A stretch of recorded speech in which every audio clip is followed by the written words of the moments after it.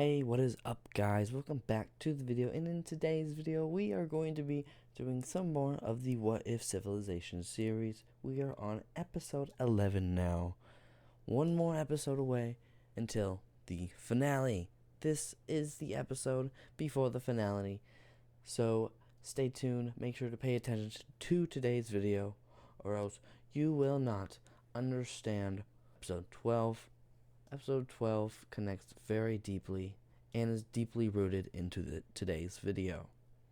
So to start off, we gotta mention India for a moment. India, who is a communist country, has been rigging elections recently, very recently in China, trying to get this one special lady that is part of the Communistic Party in China to win the election, and secretly funds this lady to being the leader, and they are successfully able to rig the election. And now after this happens, China then makes a good relationship with India by trading resources and also trading military goods as well, and goods for their peoples as well. But with this comes with a price. Oceania, the Empire of Oceania, is not very happy about this because they don't really like what India is doing to China, and they do not like that China is being influenced by the Communist Party of China. So what happens is that Oceania fights with China verbally in a meeting. When they're in a meeting the presidents for the first time, and China was like, just stop. I'm done with this meeting. Go back to your home. And after they both go home, this communist party decides to make an emotional decision that is irrational, and decides to say, hey, you better wage war on Oceania. And she's pressured to do that, and she is on board with it. She never thought of actually doing that. However, she was really mad in the moment, and she really wanted to have payback for what Oceania did by insulting her and saying that she is from Satan and a very evil person in general. And with this, we have the first, female president in the whole entire history of the world, which the first one is in China. But then we also have other things going on. Like, for instance, they finally wage war on Oceania. So now they start to invade from over here in the northeastern areas, able to take over the island as well, and able to push them back even further, able to possess all of this land and all of this territory. But back over in here with Korea and them, they are giving aid to China since they aren't nearly as powerful as Oceania. However, they are quite close in military ranking. So they are sending a bunch of troops over here, and also a bunch of aid over there as well. Like, for instance, China is paying, or on a loan, they have a loan for all of these troops. However, it's not the type of loan you'd think. It's kind of like a loan that's free, and it's debt free. You don't really have to pay it back at all, which is communistic if you think about it. And, moving on further down, they're able to push down even further and further and further and further. However, they did not know how mad Oceania is, and they're able to push back quite a bit over here. And then China pushes even further back in again, able to kill a couple hundred people, and they're also able to kill a couple thousand as well in this region. Now back over here, they're going to send navy over here and able to start invading the Philippines. Able to invade it all, quickly able to island hop very quickly, and they have no backdraws at all and no repercussions in this region. However, once they start to get over to the Indonesia region, they start to get some resistance and they start pushing back a little bit. So they're able to push back a little bit, not too lot, and then they are actually able to land on the little island over here. But then they also decide, why don't we try and make invasion on their mainland? Try and, well, move their armies away. And, well, when they came up with this idea, the ancestors, the indigenous people of this land, are all like, hey, let's encourage them, let's give them a morale boost by singing them some very amazing songs that sound very nationalist in a way. And once they have done this, there is a bunch of different areas where they did this. They did this with civilians, they did this with armies, they did this with naval forces. Any type of military branch you can think of, they did it.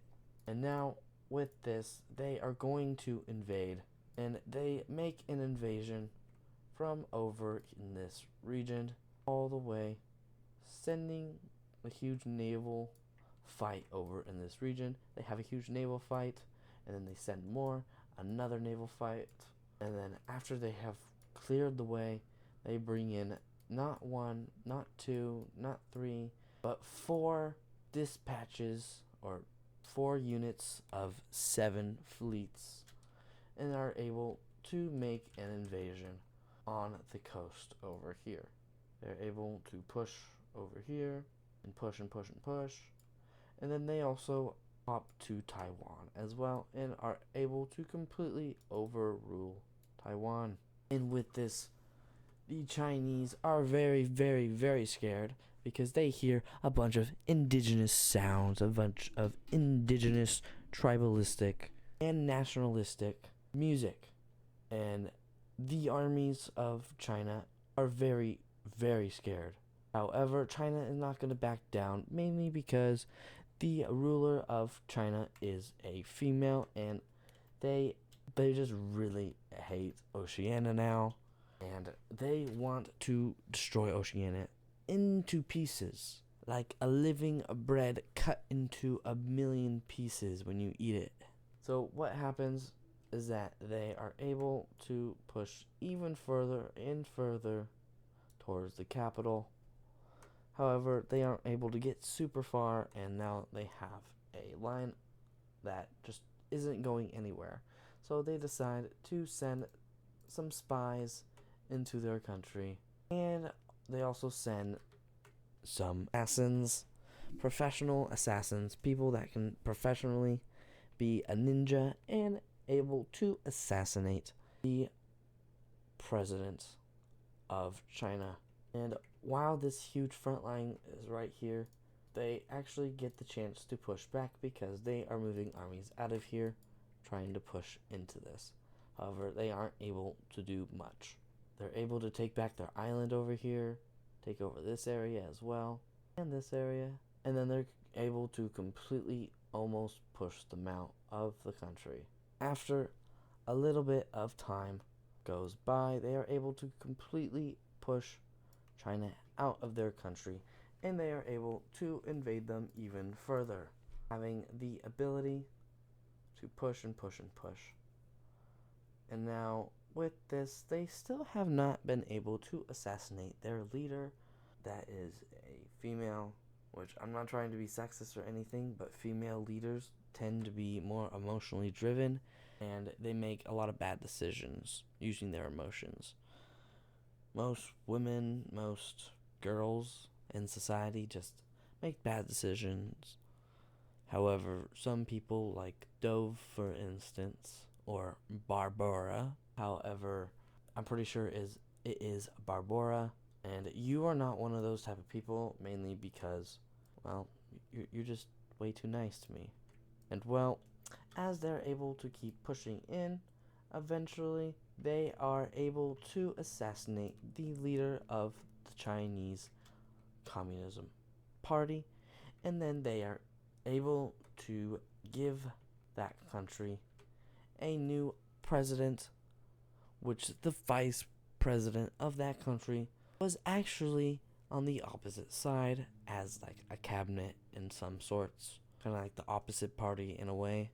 So this vice president is a capitalist and someone that believes in a democracy, and they decide, hey, it is time to wage peace with the Oceanic Empire. They are way too strong for us.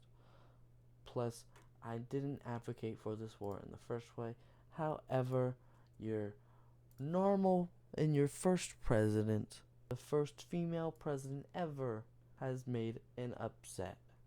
And so they are able to completely wash away all of this thing right here, and they're able to make a peace treaty. And they also are able to regain back their land over here as well in the Philippines. And that they are going to put sanctions on India. They put down 7 sanctions on India, and then 7 sanctions on Korea as well when it comes to trade with them. And also when it comes to trade with Iran, Pakistan, and many other countries. However, over here in this little region, India never really did anything about it, and Pakistan decided, hey, we are going to keep this land and you are just going to let us have it. And well, India is perfectly fine with it. However, India's like, let's at least make the borders look nice, okay? And that's exactly what happens. And now the border between Pakistan and not Korea, but and India look much better in relations. Now that will be all for today's video. Except there's one more thing that I have to discuss. Now that this whole war has gone out between Oceania and China, they have now become the best and the best of homies. And if you were to play that one very sad song at the end of the Fast and Furious movie where that one guy actually dies, the actor dies, that's kind of how the end of this war would be. It would feel nationalists, all sorts of family stuff, and, well, it's just happy in general for them to unite together again. So I hope you enjoyed today's video. Episode 11 will be dropped out pretty soon. By the time you're watching this, it is probably either next week or the week after I am recording this, which is today on the 21st. Thank you for watching. Have a good day. God bless you. Peace.